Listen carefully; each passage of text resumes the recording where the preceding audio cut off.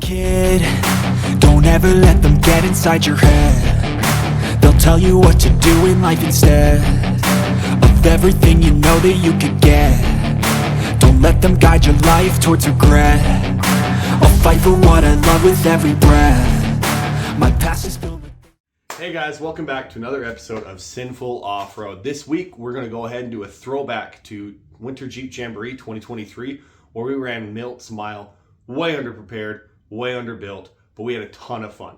Go ahead and stick around to the end of the video if you want to see some sneak peeks and a little bit of teaser about what's coming to the channel in the coming weeks. And hopefully next weekend, you guys will get to see some of it. Thank you very much, and check her out.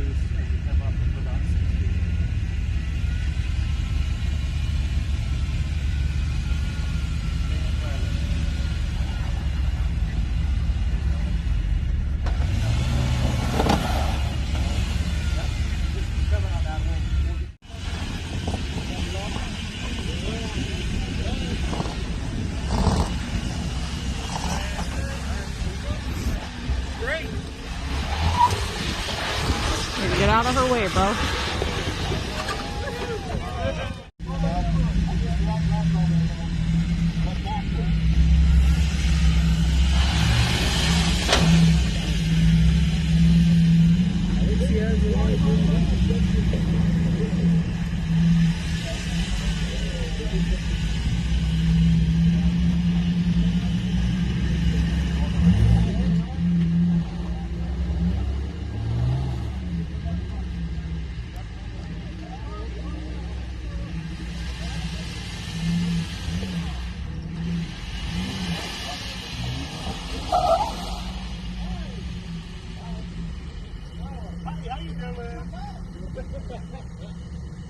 Well, now I let myself in the skin.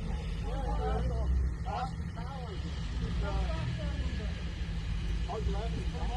Yeah, you can go up the left side. You like top? Go up the left side.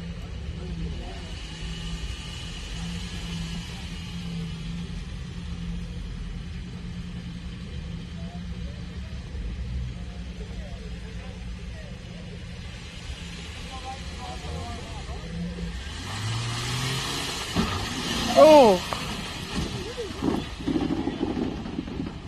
There we go.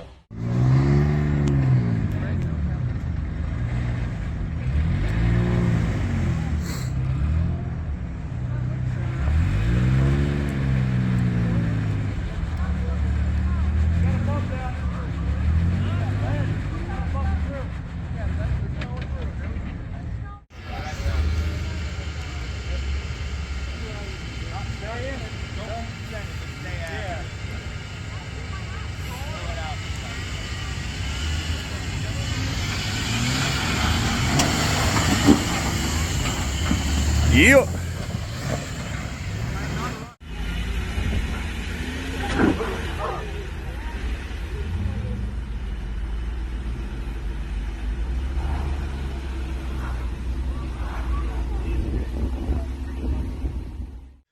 Hey guys, I really hope that footage looked as rough as it felt while we were out there. I tried to leave it as raw as possible while still making it watchable.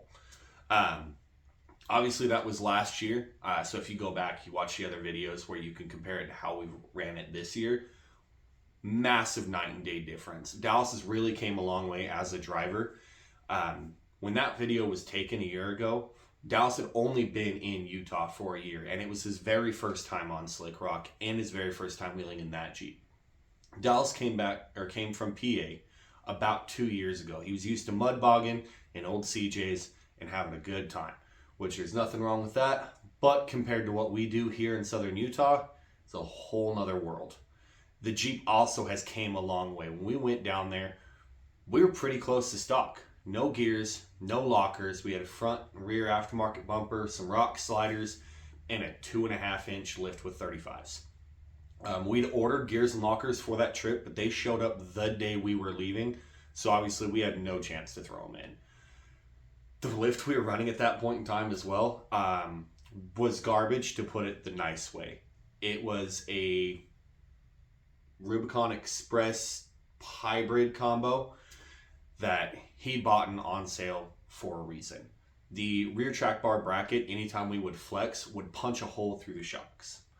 Dallas, also not being from Utah and being used to wheeling out here, was running about 18 PSI in those tires on Slick Rock, so they weren't grabbing whatsoever. And this year, we came back, lift's been fixed since then, 1-ton track bars put in, Eaton E-lockers, 411 gearing. We got a winch on the front now from Super Winch that has been phenomenal by far. But I would definitely say, learn from our experiences, if you're on the fence about getting lockers or changing your gear ratio or anything like that, it's 1,000% worth it, at least in my opinion. We could have done that trail no problem, even with Dallas's minimal experience, had we known that we could go lower on our tire pressure and that he could drop his gear ratio down and put the lockers in, and they would have made that much of a difference. We probably wouldn't have ran that trail, honestly, had we known how hard it was going to be without those items. But I promised you guys some teasers about what's coming up next. So I currently have a Jeep in the garage right now. You can kind of see the front of it. It is a new one coming to the channel, as well as we have some leads on a replacement for the Bronco. Hopefully going to go pick that Jeep up tomorrow. If so, you guys will see it in next week's video. But so far we only have pictures and info on this Jeep, and we all know how that can turn out. It could be a waste of time and a waste of energy, but I really hope it's not, so that way you guys will get 2 new Jeeps to the channel on our next video rather than just one. But hey, stick around, make sure to check us out next week, and have a good time.